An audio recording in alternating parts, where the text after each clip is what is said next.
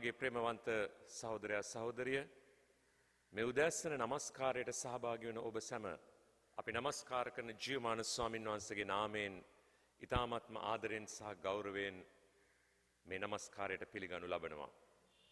අපට අද දවසේද අපගේ දේවස්ථාන තුල එක්ව නමස්කාර කිරීමට නොහැකි වුණත් පවුලක් ලෙස එකතුව ඔබේ නිවස තුල මෙලෙස නමස්කාර කරන්නට මා ඔබට ආරාධනා කර සිටිනවා. ඒ වගේම දේව මේ ආරම්භ කරන්නට පෙර මා ඔබට මතක් කරන්නට කැමතියි. අද දවසේදී ඔබ ස්වාමින් වහන්සේ වෙත ගෙන එන්නා වූ පූජාවන් ඒ වගේම ඔබගේ දසෙන් කොටස් මේ මෙහෙය තුලදී ඔබට එය එක්කොට තබාගත හැකි. මා අවසානයේදී ඒ උදෙසාද යාඥා කරන්නට යනවා. ඉතින් අපි එක්ව ජීවමාන සමිඳුන් නමස්කාර කරමු.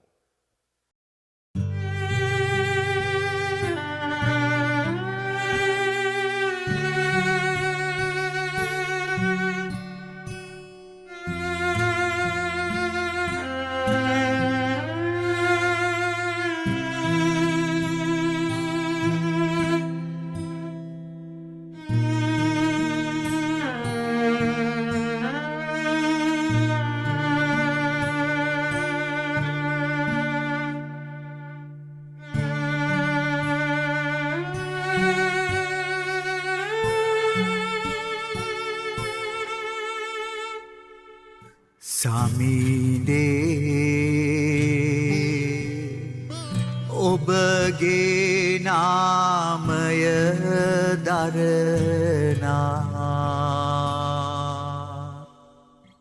අපගේ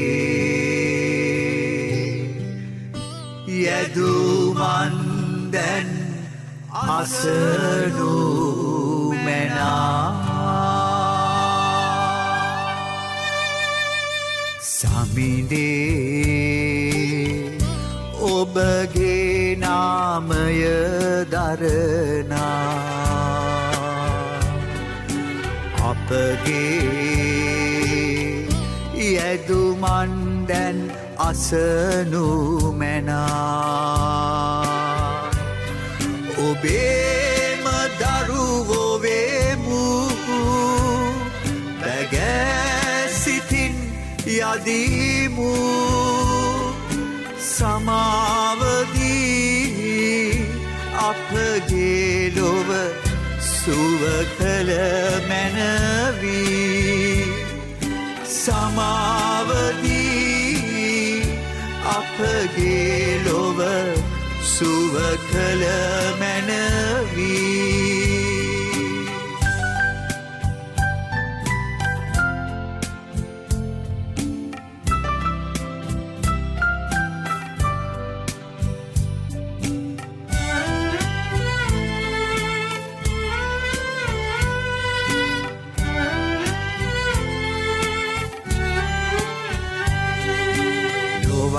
ලෙසින් ඔබගෙන් අප දුරස් වුණේ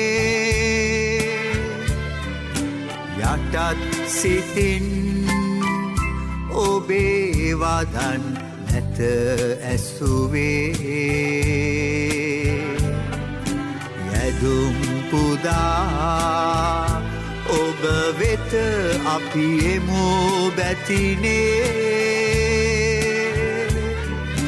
සමාවෙලා අප පිළිගනු මැන දෙවිදේ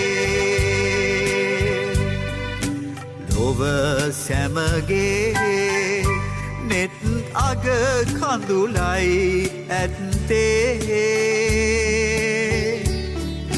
දුක් අඳුරේ සිත් තුල සැනසුම නැත්තේ නෙත් ඔබගේ අප වෙත යොමු වී සමිඳේ සිත් අපගේ පිවිතුරු කළ මැන දෙවිදේ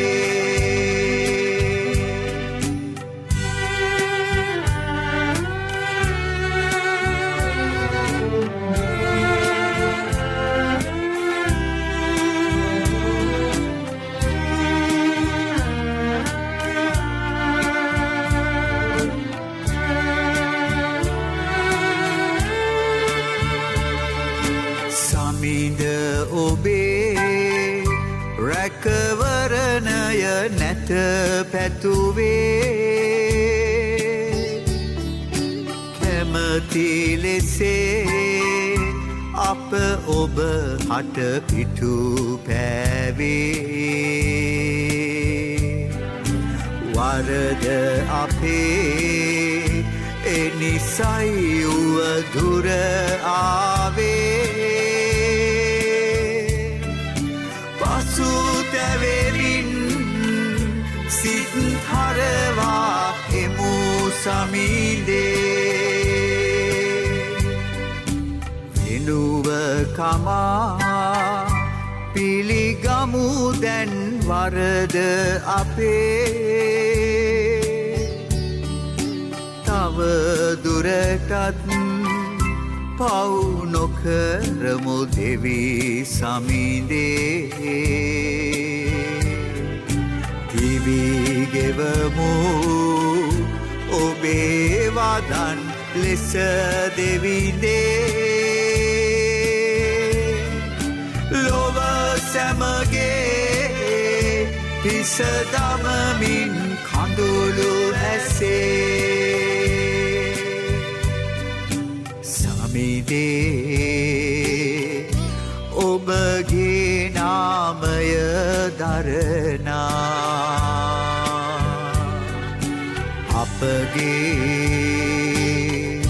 පැසසුම්ගී අසනු මැනා ඔබේම සුව ලැබුවේ බැගෑසිතින් යදුවේ හිවිතුරුවී කැපවෙමු අපි ඔබ තුළ සමීදේ පිවිතුරුවී කැපවෙමු අපි ඔබ තුළ සමීදේ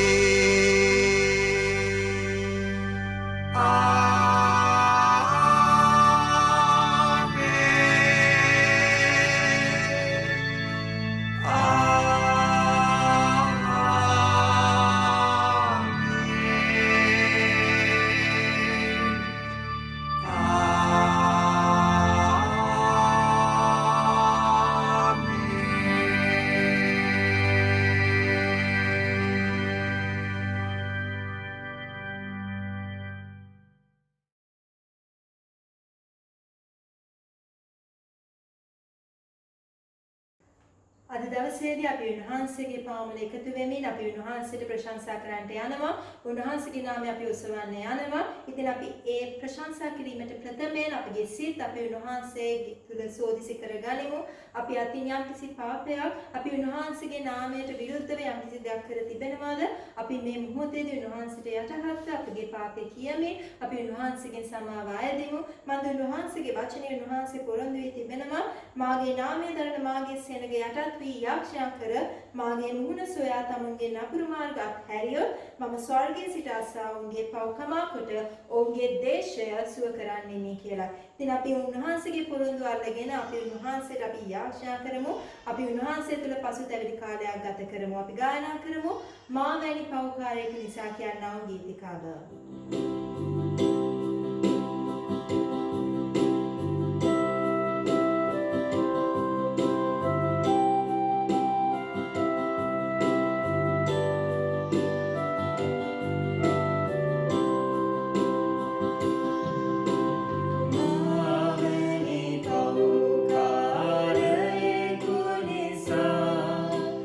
ඔබ කුරුසියේ මැරුණා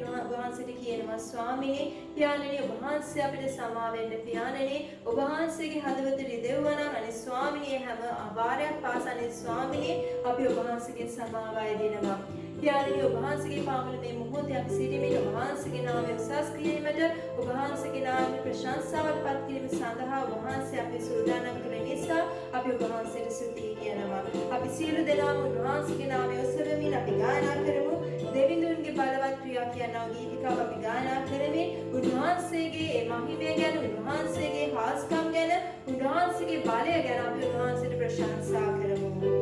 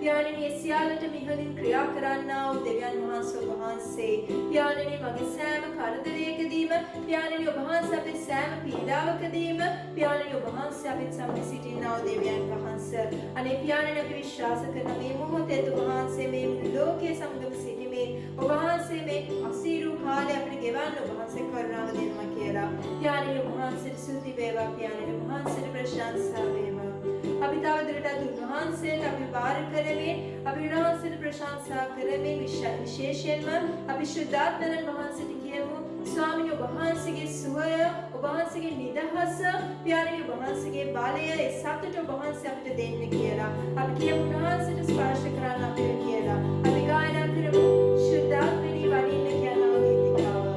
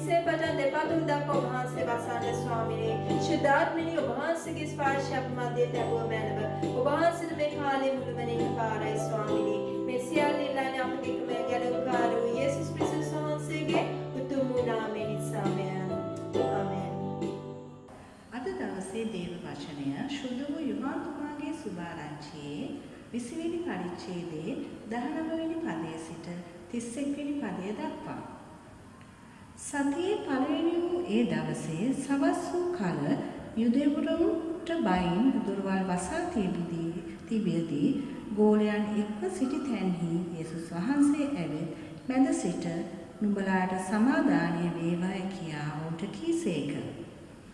උන්වහන්සේ මෙසේ කියා තමන්ගේ අද්ද ඇලයද ඔවුන්ට දැක්වූසේක. එවිට ගෝලියෝ ස්වාමින් වහන්සේ දැක සන්තෝෂ වූහ. යේසුස් වහන්සේ නුඹලාට සමාදානය වේවායි නැවතත් ඔවුන්ට කියා පියාණන් වහන්සේ මා එව්වා මෙන්ම මම නුඹලා යවමි කීසේක. උන්වහන්සේ මෙසේ කියා ඔවුන් දෙසට හුස්ම හෙලා ශුද්ධාත්මයන් පිළිගනිල්ලා. යමුගේ පව් නුඹලා කමා කරවුද ඒවා ඔවුන්ට කමා කරනු ලැබේ. යමුගේ පව් නුඹලා කමා නොකරවුද ඒවා කමා කරනු නොලැබේයයි ඔවුන්ට කීසේක.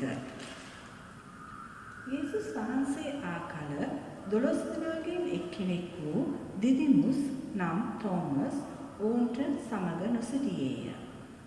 ඒ අනිත් ගෝලියෝ අපි ස්වාමීන් වහන්සේ දුටුනුයි ඔවුන්ට කීවෝය. නමුත් ඔහු ඔවුන්ට කතා කොට උන්වහන්සේගේ අත්වල ඇති ලකුණුද ඒ ලකුණුවල මාගේ ඇඟිලිද බහා උන්වහන්සේ ඇලෙහි මාගේ අත් ගසා බැලුවොත් මිස මම විශ්වාස නොකරමි කීවේය. 8 දවසකට පසු උන්වහන්සේගේ ගෝලයෝ නැවත ගේ ඇතුලේ සිටියෝය. තෝමස්ද ඕසංග සිටියෝය. දොරවල් වසා තිබියදී යේසුස් වහන්සේ ඇවිත් මැද සිට නුඹලාට සමාදානය වේවායි කීසේක. එකල උන්වහන්සේ තෝමස්ට කතා කොට නුඹේ ඇඟිල්ල මෙහි දිගුකොට මාගේ අත් බලාපන්න. නුඹේ අත් දිගුකොට මාගේ ඇලේ බහපන්න. අවිශ්වාස නොකොට විශ්වාස කරපන්නේ මෙසේ කීසේක. තෝමස් උත්තර දෙමින් මාගේ ස්වාමීනි මාගේ දෙවියනි උන්වහන්සේට කීවේය. නුඹ මා දුටු බැවින් විශ්වාස කළේය. නොදුටු නමුත් විශ්වාස කළා වූ අය ආශිර්වාද ලබෝයයි යේසුස් වහන්සේ කීසේක. මේ පොතේ ලියා නැති වෙනත් බොහෝ හාස්කම් යේසුස් වහන්සේ ගෝලයන් ඉදිරියේ කළසේක. නමුත් මේවා ලියන ලද්දේ යේසුස් වහන්සේ දෙවියන් වහන්සේගේ පුත්‍ර වූ ක්‍රිස්තුස් වහන්සේ බව නුඹලා විශ්වාස කරන පිණිසත් විශ්වාස කොට උන්වහන්සේගේ නාමයෙන් ජීවනය ලබන පිණිසත්ය. දේව වචනය එසේය. ආමේන්. සුබදැසලා. අද යේසුස් වහන්සේ උත්ථානය වෙලා 7 වෙනි දවසේ. ස්වාමීන් වහන්සේ උත්ථාන වෙලා දවස් 7ක් ගිහිල්ලා මේ 7 වෙනි දවසේදී උන්වහන්සේගේ වචනය අද අපට කුමක්ද කතා කරන්නේ යන්නට විමසා බලන්නට යනවා. 2004 වර්ෂයේදී අපේ භාෂාවට අලුත් වචනයක් එකතු වුණා. සුනාමි. ඒ වගේම නවතම අලුතින්ම අපේ භාෂාවට එකතු වුණු වචනය තමයි lockdown. lockdown. මේ වසර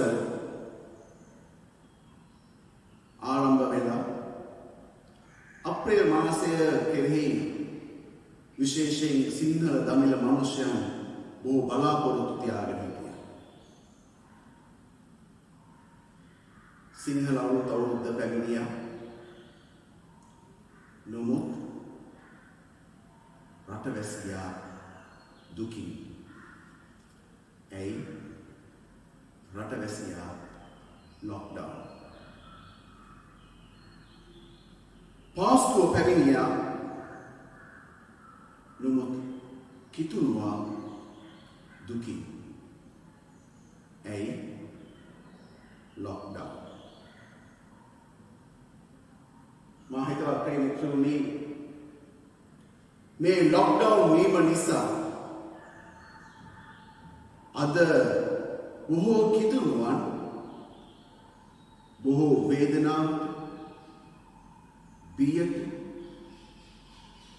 පත් වෙනවා. මේ lockdown වීම නිසා අද බොහෝ කිතුණුවන් කනස්සලට පත් වෙනවා. මම මිත්‍රෝනි අපි අවබෝධ කරගත යුතු කාරණාවක් තිබෙනවා. එනම් අද දවසේ අපි මේ lockdown වීම නිසා කොච්චර වේදනාත්මකව සිටිනවද, කනස්සල්ලෙන් සිටිනවද? අප අමතක කළ යුතු නැහැ. යෝහන් තුමන්ගේ සුභාරංචියේ 20 වෙනි පරිච්ඡේදයේ 19 වන පදයේ කියන ලෙසට එදා යේසුස් වහන්සේ උත්ථාන වෙලා දවස් 7ක් යන විටත් යේසුස් වහන්සේගේ ශ්‍රාවකයන් 11 දෙනා lockdown වෙලා සිටියා. කියවන්ට එදුණු බයිබල් කොටසේ යෝහන් තුමන්ගේ සුභාරංචියේ 20 වෙනි පරිච්ඡේදයේ 19 වන පදයේ කියනවා එදා ඊශ්‍රායල් සෙනග සමායනදා ඒ ශ්‍රාවකයන් 11 දෙනා යුදෙව්වන්ට බයි. තමන් විසින් තමන්ව ලොක්ඩවුන් කරගෙන සිටිය බව. බය නිසා ඔවුන් නිවාසයේ ඇතුළට වී දොරලු ලාගෙන සිටිය බව. අවසන් මාස 2-3 වන තෙක් ලෝක සමාජය විසින් සමහර පුද්ගලයින්ව සුපිරි බලවත් පුද්ගලයන් ලෙස හැඳින්වුවා. සමහර රටවල් සුපිරි බලවත් රටවල් ලෙස හැඳින්වුවා. සමහර පුද්ගලයන්ව සුපිරි තරු ලෙස හැඳින්වුවා. සමහර ආයතන බලවත් සුපිරි ආයතන ලෙස හැඳින්වුවා. සුපිරි තාක්ෂණය, සුපිරි සෞඛ්‍ය සේවා, සුපිරි ඉස්පිරිතාල, නානා ප්‍රකාර සුපිරි කියලා බොහෝ දේවල් අපි ශ්‍රේණිගත කළා. නමුත් අද වන විට එක වෛරසයකින් ඒ සියලු දේ මිරිඟුවක් ඒ සියලු මහා බලවත්යයි කියන ඒ සුපිරි බලවත්යයි කියන දේවල් පුස්තයක් බව අද ඔප්පු කළ අමාරුයි. සුපිරි තාක්ෂණය තිබෙන්න පුළුවන්. සුපිරි ස්පිරිතාල තිබෙන්න පුළුවන්. සුපිරි වෛද්‍යවරු සිටින්න පුළුවන්. ධනවත් පුද්ගලයන් සිටින්න පුළුවන්. බලවත් ආයතන තිබෙන්න පුළුවන්. නමුත් අද මුළු ලෝකයම බයෙන් වෙවුලමින් සිටිනවා. බයෙන් වෙවුලමින් සිටිනවා. අද මුළු ලෝකෙම මේ බය නිසා මුළු ලෝකයම අද ලොක්ඩවුන් වී අමාරුයි. ඉතවත් මේ මිතුරුනි අපි කතා කරනවා COVID-19 වෛරසය කියලා. මේ COVID-19 වෛරසය නිසා තමයි මේ ඔක්කොම ප්‍රශ්න කියලා අපි කතා කරනවා. අද COVID-19 නිසා හැමෝම මොර දෙනවා. හැමෝම විලාප දෙනවා. බයෙන් සිටිනවා. නමුත් මතක තබා ගන්න. තව මාසයකින් දෙකකින් තුනකින් හතරකින් පහකින් හයකින් මේ වෛරසය මේ COVID-19 ලෝකෙන් තුරන් වෙනවා. මනුෂ්‍යයා සුවපත් වෙන දෙයක්.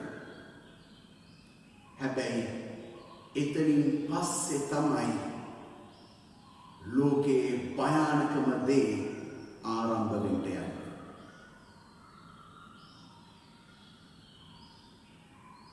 දැනටම ලෝක සංවිධානය අනාවැකි පළ කර තිබෙනවා. මේ COVID-19 වෛරසය අවසන් වුණාන් පස්සේ ලෝකයේ මිලියන 25කට රක්ෂා නැති වෙන බව. මිලියන 25කට රක්ෂා නැති වෙන බව. ඔබ පොඩ්ඩක් සිතන්න. ලෝකයේ මිලියන 25කට රක්ෂා නැති වෙන විට මේ ලෝකයේ ඇතිවන සමාජය දේශපාලනික ආර්ථික ගැටලු කොපමණද කියලා අපට හිතා ගන්නට බැහැ. විශාල ප්‍රශ්න කන්දරාවකට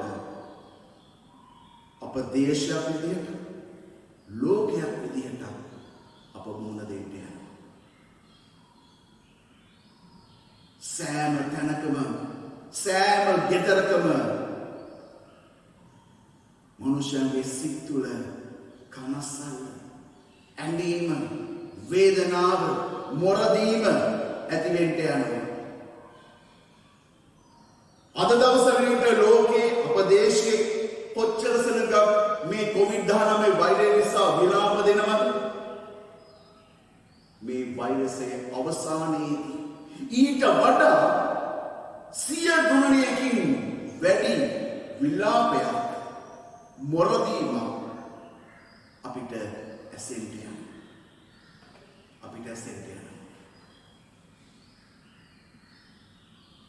හිතවත් වෙන්නේ මේ ආකාරයේ බියකින්, සලිත වීමකින්, කනස්සල්ලකින් සැඟවී සිටින මොහොතක තමයි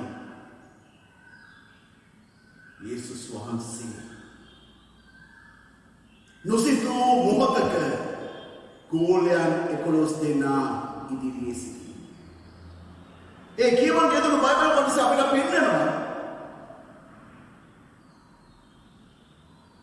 මේ ගෝලයෝ 11 දෙනා බයෙන් සලිත වෙලා යුදෙව්වන්ට බයේ සලිත වෙලා ඒ නිවසේ දොරටු ලාගෙන ඉන්න විට මෙන්න මරණයෙන් උත්ථාන වූ යේසුස් තුමා ඔවුන් මැදේ සිටින බව. තමන්ගේ ගුරුතුමා තමන්ව හැරදා ගියා සිටු ගුරුතුමා මෙන්න ඕන් ඉදිරියේ සිටිනවා. මේ යේසුස් වහන්සේ ඕන් අතර සිටියා පමණක් නෙමෙයි. යේසුස් වහන්සේ එහෙම ඇවිල්ලා පුදුම සමාදානයේ වදන ප්‍රකාශ කරනවා. පුදුම සමාදානයේ වදන. මොකක්ද? යෝහන්තුමන්ගේ සුභාරංචියේ 20 වන පරිච්ඡේදයේ 19 වන පදයේ කියනවා යේසුස් වහන්සේ කියනවා නුඹට ශාන්තිය වේවා. ඔබට ශාන්තිය වේවා. බලන්න මේ ගෝලයේ 11 දෙනා බයෙන් වෙවුලමින් හිටියේ. තෙති ගැන්මෙන් හිටියේ. හෙට දවස ගැන බලාපොරොත්තුවක් නැතුව හිටියේ. මොනවා කරන්නද කියලා දන්නේ නැතුව හිටියේ. තමන්ගේ ජීවිතය ගැන අවිනිශ්චිතතාවයෙන් සිටියේ. ඒ අතරේදී යේසුස් වහන්සේ කියනවා ඔබට ශාන්තිය වේවා. දිවසේවල යෙසායා 41 වන පරිච්ඡේදයේ 10 වන පදයේ කියනවා බිය නොවන්න මම නුඹ සමගය. මා නුඹේ දෙවිදානන් වන බැවින් තැති නොගෙන සිටින්න. මම නුඹ ශක්තිමත් කර නුඹට උපකාර කරන්නේ. මාගේ ජය හස්තයෙන් නුඹ ආරක්ෂා කර නුඹ ගලවන්න. දිවසේවල යෙසායා කියනවා මම නුඹේ දෙවිදානන් වන බැවින් තැති නොගෙන සිටින්න කියනවා. මම නුඹේ දෙවිදානන් බැවින් බය වෙන්නේ තැති නොගන්න. ශේෂ වදන මා නුඹේ දෙවිදානන් බැවින් නුඹේ දෙවිදානන් බැවින් තැති ගන්න එපා. බය වෙන්න එපා. මා හිතවත් මිතුරුනි පොඩ්ඩක් කල්පනා කරලා බලන්න. මේ මොහොත වනතෙක් නැත්නම් පසුගිය මාසය වනතෙක් ඔබගේ දෙවියෝ කවුද වුනේ? ඔබගේ දෙවියෝ කවුද වුනේ? බොහෝ දෙනෙක් ඇමරිකාව දෙවියෝ, බොහෝ දෙනෙක් සිංගප්පූරේ ඉහළම ස්පිරිතාල දෙවියෝ, තමන්ගේ ඉන්ෂුරන්ස් එක දෙවියෝ, තමන්ගේ රැකියාව දෙවියෝ. තමන් සිතුවා තමන්ගේ ආයතනයේ තමන්ගේ සුරක්ෂිතභාවය කියලා. තමන්ගේ නිරමුදල් තමන්ගේ රක්ෂාස්ථානය කියලා.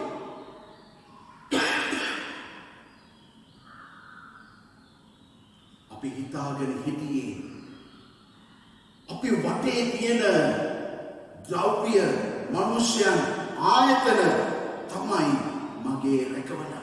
මේවා තියෙන තාක්කල් මට කිසි ප්‍රශ්නයක් නැහැ. තාක්ෂණය තියෙන තාක්කල් මට කිසි ප්‍රශ්නයක් නැහැ. මම සුරක්ෂිතයි. කිසිම කෙනෙක්ට මට අතවත් තියන්න බෑ. මෙහෙමයි බොහෝ දෙනා සිතුවේ. මෙහෙමයි බොහෝ දෙනා කල්පනා කළේ. නමුත් අද කුමක්ද සිදු වෙන්නේ? අද ලෝකය ඔප්පු කරලා තියෙනවා මේ හැම දෙයක්ම නිෂ්ඵල දෙයක්. මේ කිසිම දෙයකින් මගේ ජීවිතය ඔබේ ජීවිතය ආරක්ෂා කරන්නට බැහැ. මේ කිසිම දෙයකට ඔබගේ ජීවිතය ගැන සහතිකයක් දෙන්න බැහැ. නමුත් ඔබ සහ මා අදහන දෙවිදාන ඔබට මට පුදුම සහතිකයක් දෙනවා. පුදුම සහතිකයක්. මොකද ඒ සහතිකය? මම ඔබව ආරක්ෂා කරන්නේ. උන්වහන්සේ යෙසායා දෙවිසෙන් කියනවා ඔබව ආරක්ෂා කරනවා පමණක් නෙවෙයි. ඒ කියනවා මම ඔබට ශක්තියක් වෙන්න යනවා. මම ඔබට උපකාර කරන බව. උන්වහන්සේ කියනවා මම ඔබට ශක්තියක් වෙනවා. මම ඔබට උපකාර වෙනට මේ මොහොත වෙනට ලක්ෂ සංඛ්‍යාත සෙනගට රැකියාවක් නැහැ. ආදායම් මාර්ගයක් නැහැ. හෙට දවස ගැන සම්පූර්ණම බලාපොරොත්තු නැතිව අවිනිශ්චිතව සිටින්න. කවුද ඔබට සාධකයක් දෙන්නේ හෙට දවස ඔබගේ සුබ වෙයි කියලා? ආණ්ඩුවට බෑ. ආණ්ඩුවට බෑ. එහෙනම්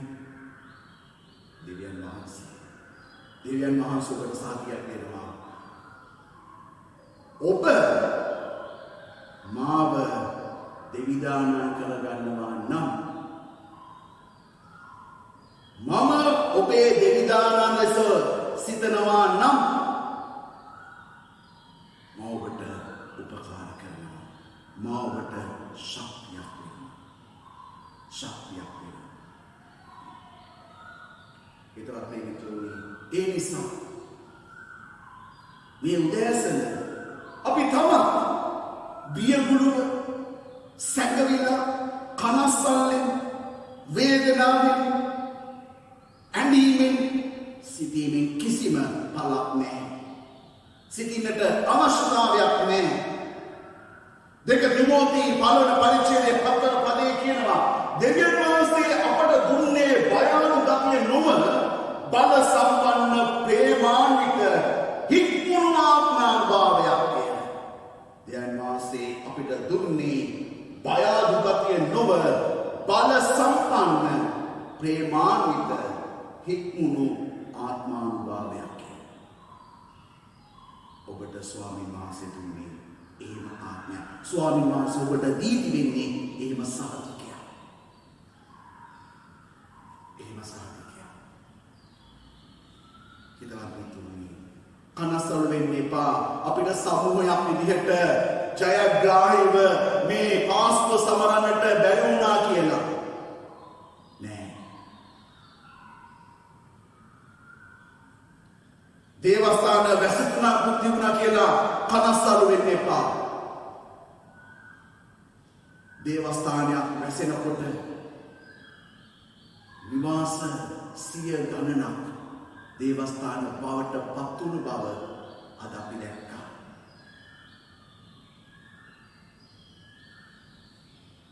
ඒ නිසා කනස්සල් වෙන්න එපා. ඔබට බලාපොරොත්තුවක් තිබෙනවා. ත්‍රිත්වයේ ස්වාමීන් වහන්සේ ඔබට සහතිකයක් දෙනවා. ඔබට ශාන්තිය තිබෙනවා. ඒ නිසා හෙට දවසට බලාපොරොත්තු සහගත බිය නොවී පියවරමයි උන්වහන්සේ ඔබව ආරක්ෂා කරනසේවා. ඔබට සමාදානය දෙනසේවා. ඔබ සමග සිටිනසේවා. ආමේන්. අපි ආරක්ෂා කරමු. සියලු බල ඇති දයාබර ධර්මිෂ්ඨ ජීවමාන දෙවියන් වහන්සේ ඔබ වහන්සේගේ ශ්‍රී නාමයට ගෞරවයද මහිමයද ප්‍රශංසාවද වේවා. දෙවියන් වහන්සේ ඔබ වහන්සේට අපි ස්තුතිවන්ත වෙනවා. මෙසේ ඔබ වහන්සේගේ පාමුලට එන්නට අපට දුන්නු කරුණාව ගැන. ස්වාමිනී ඒ වගේම පෞකාර වූ දුර්වල වූ අපව කමාව දීලා ඔබ වහන්සේ නම දින්නට අපිට අවස්ථාව ලැබලා දීලා තිබෙන නිසා ස්වාමින් වහන්සේ පියාණනි අපි පෞකාර වූ දුර්වල මනුෂ්‍යයන්වත් ඔබ වහන්සේ අපට නිරතුරුව මඟ පෙන්වමින් අපට දිව්‍යමය සුවය දෙමින් ආරක්ෂා කරන සමිදානන් වහන්සේ නිසා අපි ඔබ වහන්සේට ස්තුතියි කියනවා ස්වාමීනි. ආදර දෙවි පියාණනි අපේ ජීවිත ගැන ඔබ වහන්සේට ස්තුතිවන්ත වෙමින් ඔබ වහන්සේ අපට සපයමින් නිරෝගීකම දෙමින් ආශිර්වාද කරන නිසා අපි ස්තුතිවන්ත වෙමින් ඔබ වහන්සේගේ බලවත් සුද්ධ වස්ත්‍ර අපි බාර වෙනවා. පියාණනි අප සමග සිටින්න අපට මඟ පෙන්වන්න. සමිඳුනි පෞකාරකමින් මිදිලා එනම් නපුරු මාර්ග අත්හැර ස්වාමිනී ඔබ වහන්සේගේ මූණ සොයන දරුවන් ලෙසට ජීවත් වෙන්නට ස්වාමිනී ඔබ වහන්සේ නම දිමින් ජීවත් වෙන දරුවන් ලෙස අපට ආශිර්වාද කරන්න පියාණනි. අපට මඟ පෙන්වන්න ස්වාමිනී. අපි දුර්වල වූ පෞකාර වූ මනුෂ්‍යයන් පියාණනි.